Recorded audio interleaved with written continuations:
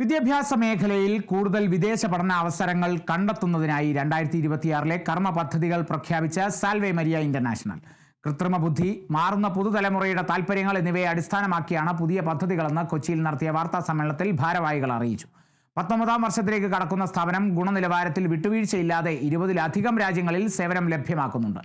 ഓരോ വിദ്യാർത്ഥികൾക്കും ഏറ്റവും അനുയോജ്യമായ വിദ്യാഭ്യാസ അവസരങ്ങൾ നൽകുന്നതിനാണ് സ്ഥാപനം കൂടുതൽ ശ്രദ്ധ കേന്ദ്രീകരിക്കുന്നതെന്നും ഫെബ്രുവരി 3-4 തീയതികളിൽ എറണാകുളത്തും കോട്ടയത്തുമായി ഓസ്ട്രേലിയൻ എഡ്യൂക്കേഷണൽ ഫെയർ സംഘടിപ്പിക്കുമെന്നും സാൽവേ മരിയ ഇന്റർനാഷണൽ സ്ഥാപകരും സിഇഒയുമായ ബോബി സെബാസ്റ്റ്യൻ പറഞ്ഞു.